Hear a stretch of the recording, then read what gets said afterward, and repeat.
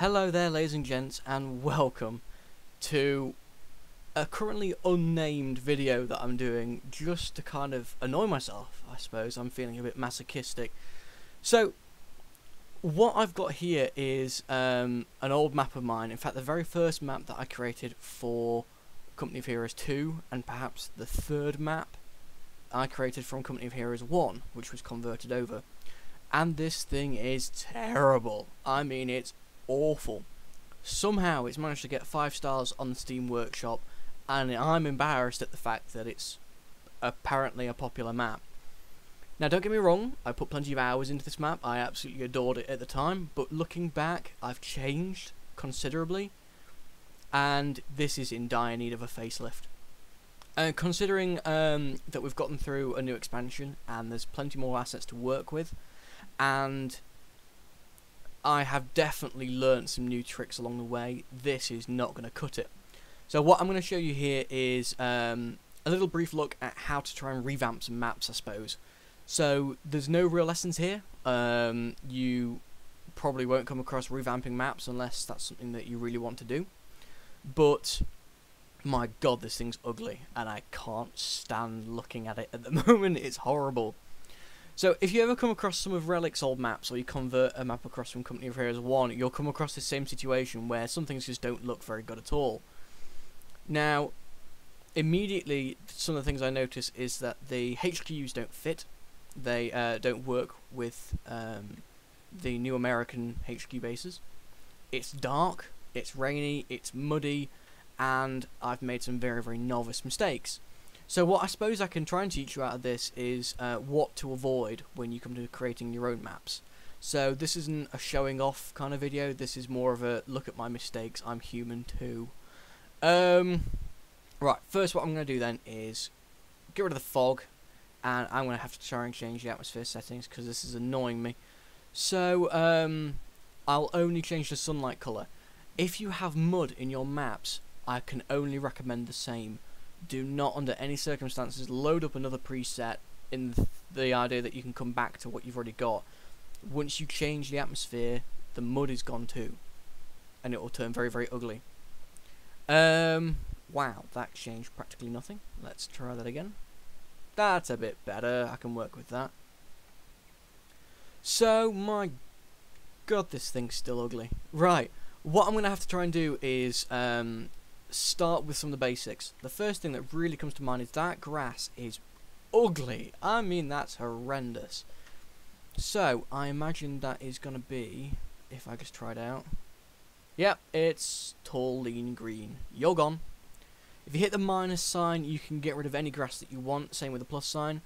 Here we've got dark shrubs. Yep, they've changed as well. They can go.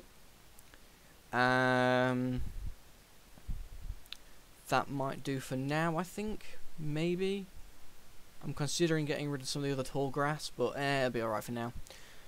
Okay, the other thing that I notice is that I've added way too many splats and nowhere near enough tiles.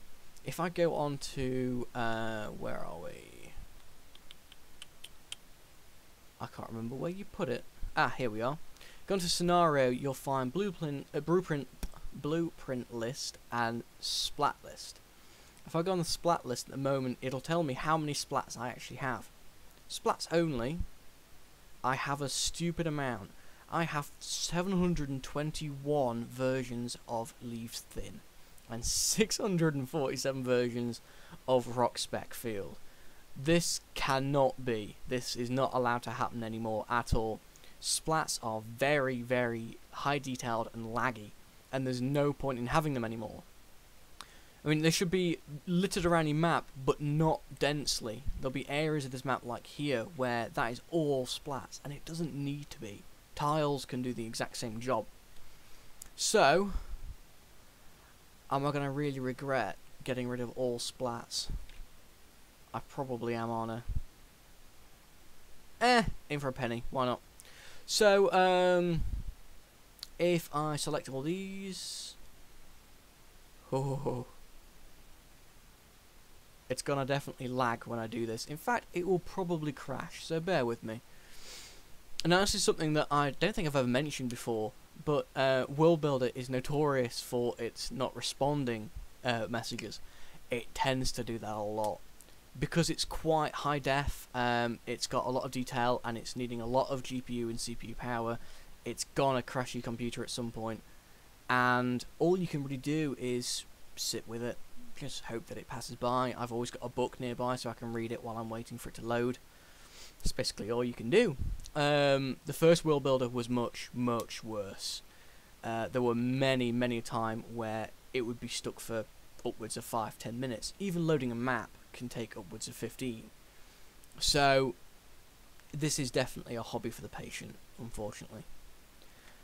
Now, I'm trying to think about what other jobs I'll have to do on this one to get it to work properly, because I know I've gone heavy on the splines as well. I've not left enough room to maneuver for vehicles. I have narrow bridges and destructible bridges, which is a problem. The mud itself is probably very flawed. There's probably not enough areas to walk around.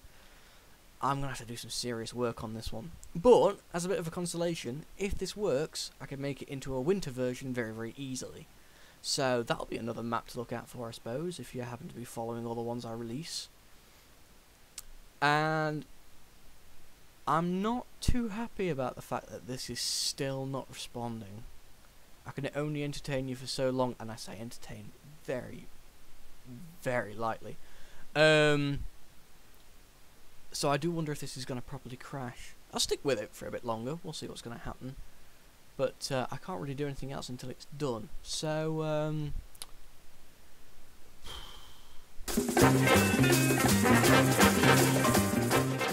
Ah, it's back! I was just about to ask you how your day was, but I suppose that doesn't matter. Oh wait, I'll get a chance to do now. I'm going to have to delete another 647. I suppose that the most horrible thing I could possibly do is ask how the weather is down that end, but considering the rain on the screen, it's not pretty over here. Oh god, this is going to take a long time. I'm looking at all the old tree debris and all the rubble dirt-like patches as well. And the roots and old tree debris. 3 and 1. All the grass patches, all the brambles. Oh my god, I've still got brambles on here. So, again, just as a bit of a side note, if you know the first World Builder like I do, you'll know that some of the splats didn't transfer well from the first World Builder to the second one. And the bramble splat is so ugly now. It's just unusable. It looks like it's been highlighted with a neon green pen. It looks horrendous. No offense to whoever did that in the art department at Relic, but I can't get on with it at all. It looks horrible, and I've removed it from all my old maps.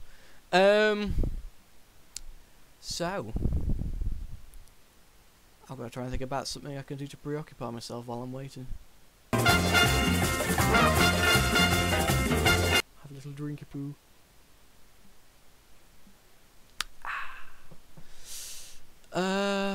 Wow. This is going to take a long time.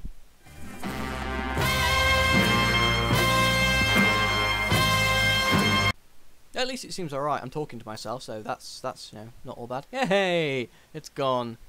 What I'll do then before I jump on to the next one is just have a little look around, and it looks naked already. In the areas where it used to be covered in trees, it's starting to look really quite strange. But the point I'm trying to make is that tiles will achieve everything that splats used to. These splats are almost useless now. So I'm much better off kind of starting from scratch in that respect. I mean, this just does not look right. I've not used any of the lighting properly. I've not blended anything well. It just looks ugly. So, I suppose I'll have to continue. It's going to be a long haul. But, I'll probably edit a hell of a lot of this out, so you don't have to watch it all. Okay, and we're back. So, I got rid of most of the splats. I've left some, but my god, I can't be asked to keep going, and I really couldn't be asked to stick with you the entire time, so I made it simpler for everyone. What I've got left here is a very bland, bold looking map, and instead of putting the splats back in that I took out, I'm going to instead do a lot of reforming. Now this is going to take some time, and I won't be recording for the entire thing. It's going to take too much time, I'd argue. But what you can see now is basically the bare bones of what we have. What I'm going to have to work with on this is something that's going to come up in a tip of the week soon, which is pathfinding. Now, I've already done pathfinding with the ruler tool, but I haven't done pathfinding properly. And I will briefly just show you how to do it, just so you can see how many problems normal maps have. A map that seemed to do quite well, like this one, actually has a lot of flaws in it. So if you go on to overlay, and you go on to set pass type for overlay maps, I'm going to go on heavy crusher, and that will involve everything from tigers and up, so only the really heavy tanks. And then if you go on to draw overlay map and onto precise map, drawing a precise map will show me only the areas that heavy tanks can go. And bear in mind that if there's an area in black or red that a heavy tank can't go, nothing can go there. Like hedgerows, only heavy tanks can go through. But rocks, nothing can go through. So, we come to this where things look kind of simple to begin with. This log stack, nothing can get through. The capture point, nothing can get through. This oak tree can be destroyed, but the stump will still block everything. And what you have to look for are routes that these heavy vehicles can't reach.